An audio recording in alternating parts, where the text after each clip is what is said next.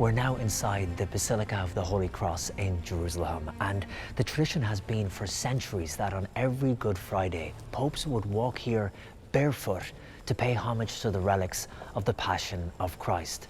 Now, since 1930, those relics have been kept in a small chapel called the Chapel of the Relics.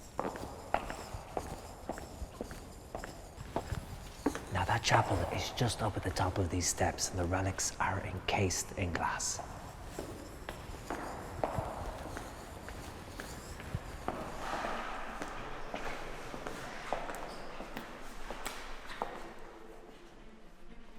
The holy relics are placed in precious reliquaries and protected by a glass case. And here is a fragment of the true cross on which Jesus was condemned to death.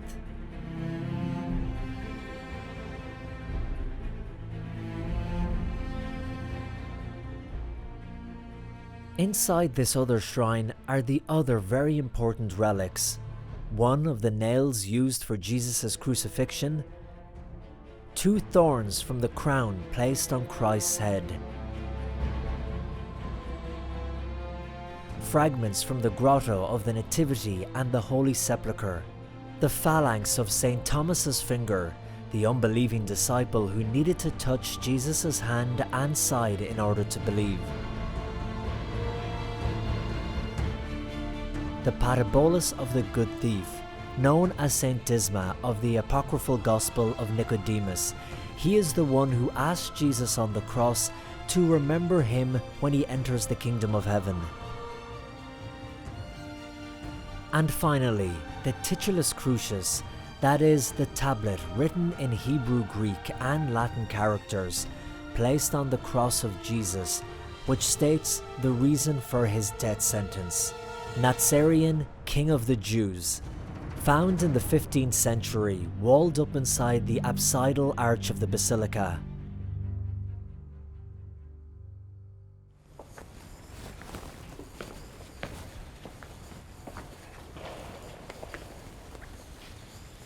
In the apse of the basilica, the frescoes tell the story of the legend of the true cross, and in this vaulted apse, it's like a large book with the stories of the relics.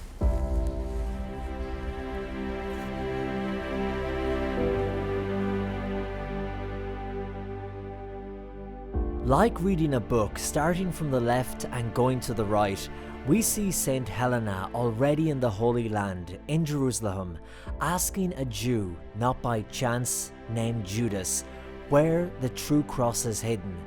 After a bit of resistance, Judas, who will even become Bishop of Jerusalem with the name of Syriac, reveals the place where the cross of Jesus is hidden. Towards the right, we can see how the 3 crosses are brought to light during the excavations. In order to distinguish the true cross of Jesus, they have a corpse laid on each piece of wood, and when it came into contact with the true cross, the corpse came back to life.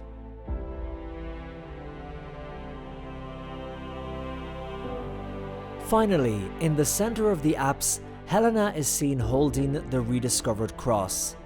Kneeling in prayer at her side is Cardinal Pietro González de Mendoza, titular of the Basilica from 1478 to 1495.